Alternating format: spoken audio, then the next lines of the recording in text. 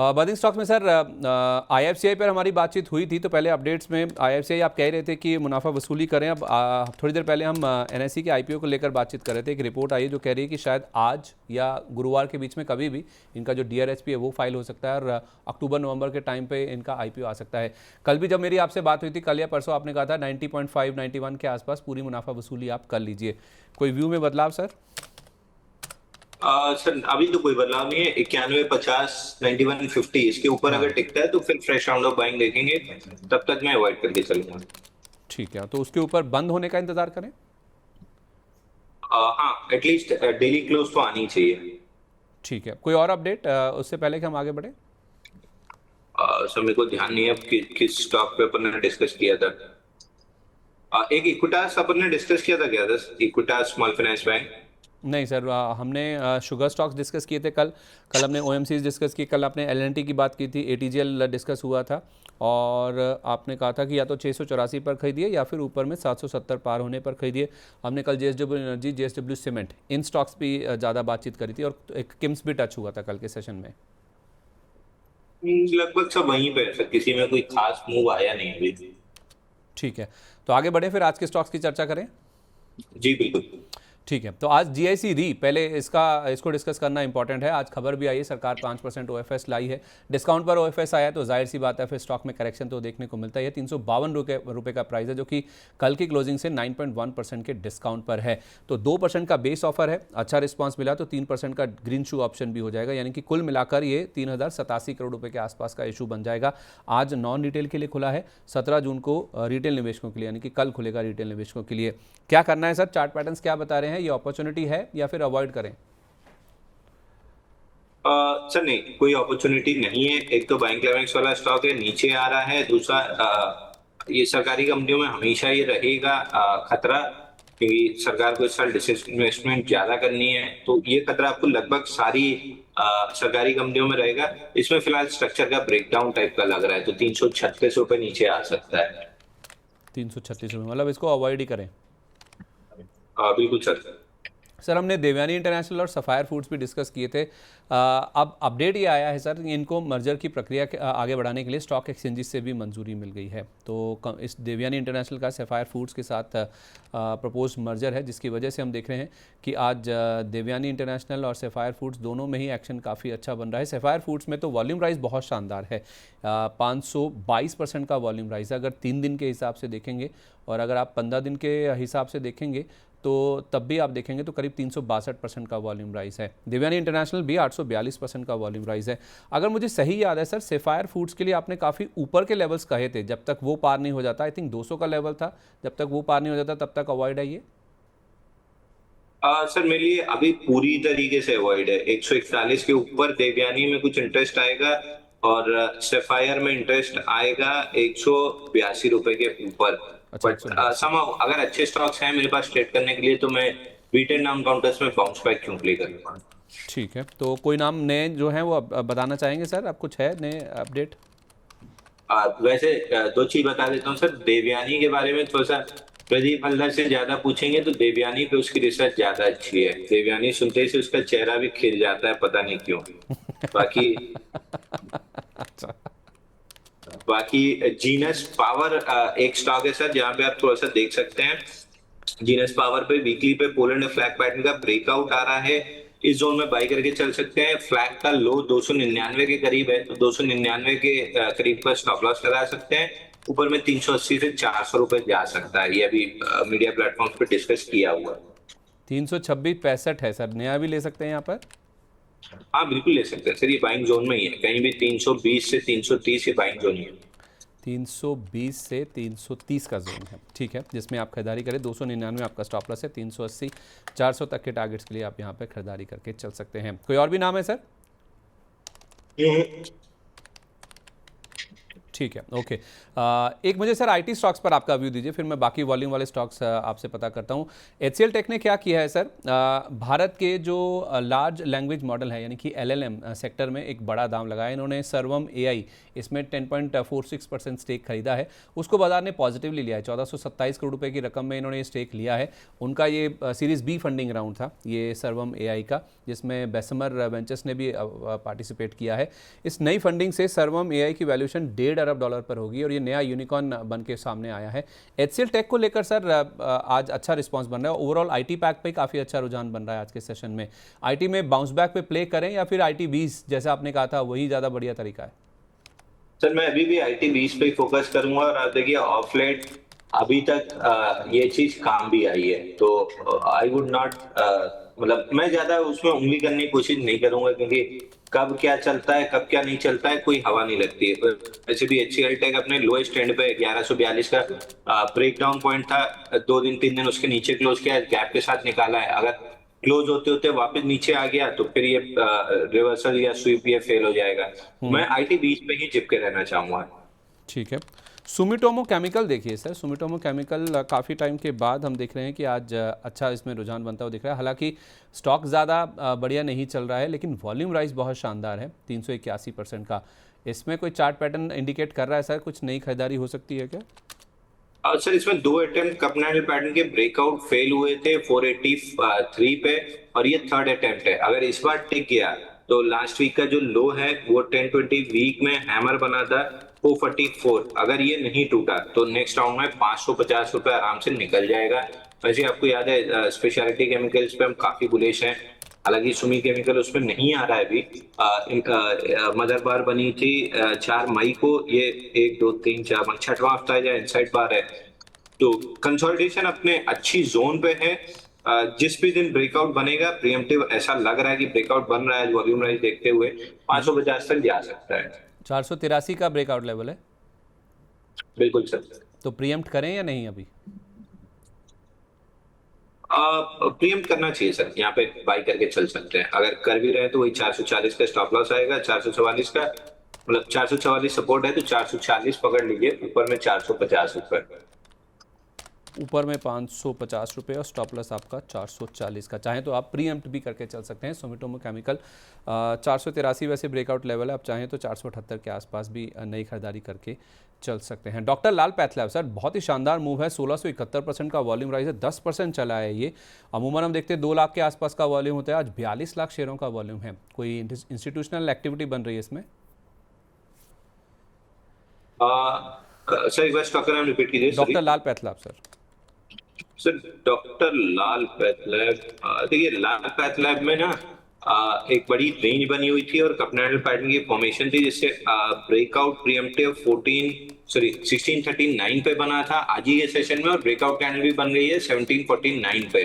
अब चूंकि एक ही दिन में इतना चला है, आपका स्टॉप लॉस थोड़ा सा बड़ा हो जाता है, वो एक दिक्कत है। बट नॉनदलेस अगर थोड़ा सा समय इसको देते हैं, इसको 4-6 महीने का, तो आपको कहीं भी 2500 रुपए तक के टारगेट मिलने की पूरी पॉसिबिलिटी है। और अगर 2500 जाता है तो प्रीवियस ऑल टाइम हाई 2055 भी ब्रेकआउट आ जाएगा। 2500 तक का जाता हुआ नजर आ सकता है, तो इसमें खरीदारी करें। नीवा बूपा सर, हमारी लास्ट टाइम भी बातचीत हुई थी, 84 के आसपास खड़ा है, 350% का वॉल्यूम राइज है। चलता नहीं है सर ये शेयर, चलता है तो रुक जाता है, फिर कंसोलिडेशन में फंस जाता है। इस बार क्या रुझान बन रहा है?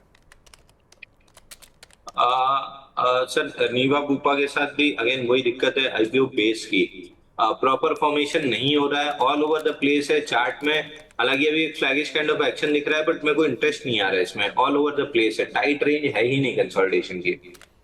तो अवॉइड करें? हाँ मैं अवॉइड करके चलूंगा सर इस चार्ट को, 2 बार बाई दिया भी था, चला ही नहीं। ठीक है।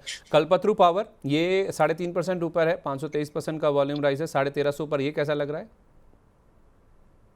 सर कल्पतरू पावर में भी जो ये अर्निंग्स के बाद 11 मई की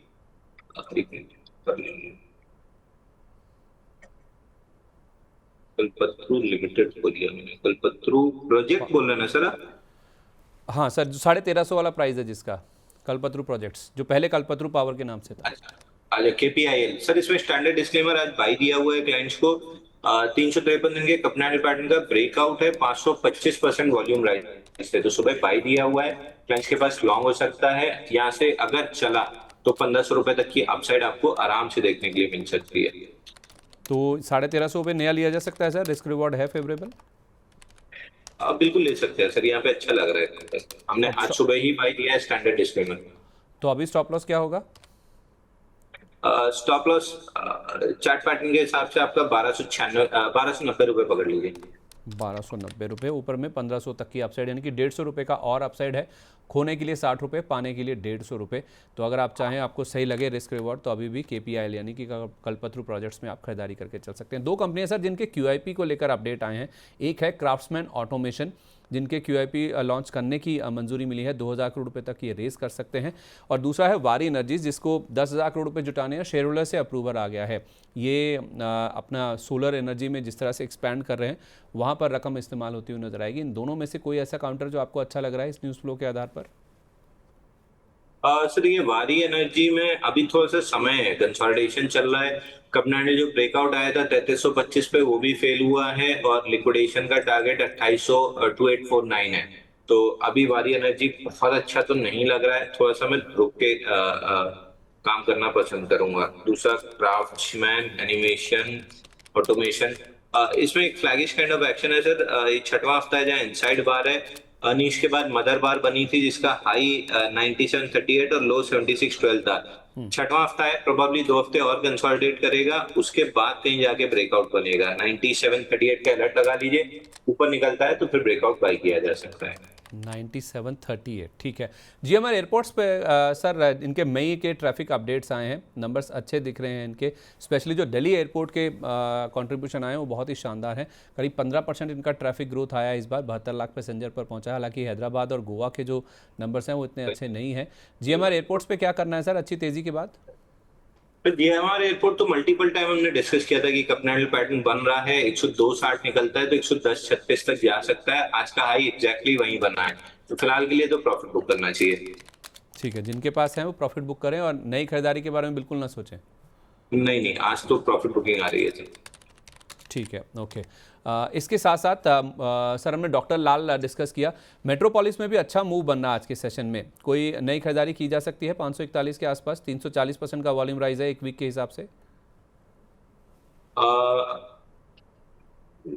मैं नहीं करूंगा सर, मेरे को बहुत क्लीन पैटर्न नहीं, मतलब जिस आपका स्ट्रक्चर या पैटर्न होना चाहिए उस टाइप का स्ट्रक्चर और पैटर्न नहीं दिख रहा है, तो मैं फिलहाल के लिए तो अवॉइड करके चलूंगा। दो आखिरी सवाल आपसे सर, एक तो है MMTC और PG इलेक्ट्रोप्लास्ट, ये दोनों स्टॉक्स काफ़ी अच्छा चल रहे हैं। MMTC में पिछले 2-3 दिन से बहुत अच्छा मूव बन रहा है।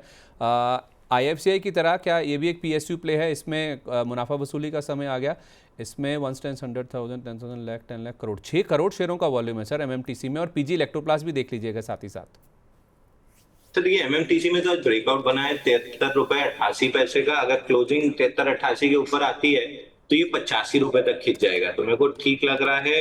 वॉल्यूम राइज भी आज 764% अगेंस्ट 50 डे एवरेज वॉल्यूम, तो स्टॉक ठीक लग रहा है। पीजी इलेक्ट्रोप्लास्ट सर एक रेंज में था ऊपर में, जिसका रेंज का ब्रेकडाउन आया था 596 पे, और लो बना था 464। फिलहाल lower end of the range से बाउंस बैक कर रहा है, प्रोबेबली 574 596 जा सकता है, बट बहुत अच्छा कोई बाइंग का स्ट्रक्चर या पैटर्न नहीं है, तो मैं अवॉइड करूंगा इस ट्रेड को।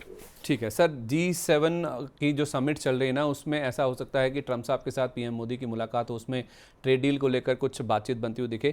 तो टेक्सटाइल स्टॉक्स में कुछ टेक्सटाइल स्टॉक्स हैं जिनमें फिर से हम देखने की एक्टिविटी बन रही है। लास्ट टाइम जब मेरी आपसे बात हुई थी तो आपने KPR मिल कहा था, बहुत ही शानदार चला था सर, उसमें अच्छे से टारगेट भी अचीव हुए थे, उसके ऊपर भी गया था। अभी आज मैं देख रहा हूँ सर, सेंचुरी टेक्सटाइल एक स्टॉक है जो कि काफ़ी एक्टिव है। वेल्सपन लिविंग में भी कुछ मोमेंटम बन रहा है, आलोक इंडस्ट्रीज भी करीब 1.5% के आसपास की तेजी दिखा रहा है। कल गोकुलदास एक्सपोर्ट्स में काफ़ी अच्छा रुझान बना था, आज करीब 1% नीचे है। तो अभी अगर किसी को कोई टेक्सटाइल प्ले चुनना है, कोई best out of the lot? Sir देखिए, फूफा जी कब किस चीज पे यू टर्न ले लें इसका कोई भरोसा नहीं है, तो वो एक रिस्क हमेशा बनी है। बट मेरे को VTL अच्छा लग रहा है, वर्धमान टेक्सटाइल्स 647 के ऊपर ब्रेकआउट, राउंड फिगर 650 पकड़ लीजिए, 650 निकलता है तो फिर 725 तक जा सकता है। बट याद रखिए, नाराज फूफा मनाना बहुत मुश्किल है, तो अब वो फूफा जी की थोड़ी सी वो रिस्क जरूर कैरी है, बाकी लग तो ठीक ही रहा है। तो इसमें स्टॉप लॉस क्या होगा सर? 700 की 650 के ऊपर अगर कोई लेता है तो 725 के टारगेट के लिए? और सर पहले ब्रेकआउट बनेगा तब टारगेट क्लियर होगा, क्योंकि अभी तो रेंज के अंदर ही है 562 647। रेंज का ब्रेकआउट होने के जस्ट पहले जो भी स्विंग लो बनेगा वो स्टॉप लॉस बनेगा। एज ऑफ नाउ तो स्विंग लो खड़ा है 611 पे, तो फिलहाल ब्रेकआउट के बाद स्टॉप लॉस क्लियर होगा। ठीक है, फेयर इनफ। तो 650 पार होने का आप वेट कीजिए, उस समय जो स्विंग लो बनेगा वो आप स्टॉप लॉस के तौर पर यूज़ कीजिएगा। एज ऑफ नाउ 611 बोला सर आपने? जी ठीक है, ओके, परफेक्ट है। तो वीटीएल पे नज़र रखिए, ये अच्छा लग रहा है टेक्सटाइल में अगर आपको कोई पोजीशन बनानी ही है तो। बहुत शुक्रिया आपका कीमती समय देने के लिए सर। जिन भी स्टॉक्स पर बातचीत हुई, कोई disclaimer sir? Sir, index stock जिस पे भी बात हुई है कोई भी पर्सनल पोर्टफोलियो में नहीं है, कंपनी क्लाइंट दर्शकों के पास हो सकता है, बट किसी तरह का कोई कॉन्फ्लिक्ट ऑफ इंटरेस्ट नहीं है। दूसरा निफ्टी सर, कल की अगर गैप अप ओपनिंग से एक एंकर वीवैप लगाएंगे तो सुबह से उसको रिजेक्ट कर रहा था, बीच में ब्रेकआउट दिया और अब उस पर हायर लो बना रहा है। अगर ये हायर लो कंफर्म होता है तो अभी और 15-20 मिनट मतलब 15-15 मिनट की कम से कम 3 कैंडल और लगेंगे। बट अगर ऐसा होता है तो आप मान के चलिए कि हम 24,000 को तोड़ने तैयार खड़े हैं। तो अभी बहुत कंफर्म ट्रेड नहीं है। 2 बार बुल्स बेयर्स को छकाया है, एक बार बुल्स को छकाया है, तो एक क्लियर कट कंफर्मेशन आ जाती है तो फिर 24,000 आने लगेगा। मेरा शॉर्ट में कोई भी इंटरेस्ट नहीं है, नीचे आता भी है तो खाली बैठूंगा। एंकर वीवैप के ऊपर बैंक निफ्टी और आ जाए, अभी तो निफ्टी आई है, बैंक निफ्टी और आ जाए 57,300 के ऊपर टिकने लगे, दोनों अलाइनमेंट में आ जाए तो अपसाइड ट्रेड करना ज्यादा आसान होगा। ठीक है, मतलब शॉर्ट नहीं करना है, बेसिक जो मैसेज है। अभी नहीं करना है सर। देखिए 2,77,000 कॉन्ट्रैक्ट शॉर्ट थे, अभी 2,40,000 शॉर्ट है, 30,000 करीब कॉन्ट्रैक्ट कवर हुआ, 1,000 पॉइंट बैंक निफ्टी चल गई। तो क्यों मतलब उस साइड आपको जाना है जहां पे अगेंस्ट द टाइड क्यों ट्रेड करना है? थक जाएंगे और डूब जाएंगे। तो अगर बहाव के पक्ष में चले जाइए और वहां पे देख लीजिए, बहाव जिस साइड है उस साइड जाइए, आपको थोड़ा सा तैरना आसान हो जाएगा। चलिए ठीक है, बहुत शुक्रिया आपका sir, thank you so much अपना कीमती समय देने के लिए and wish you a very good day.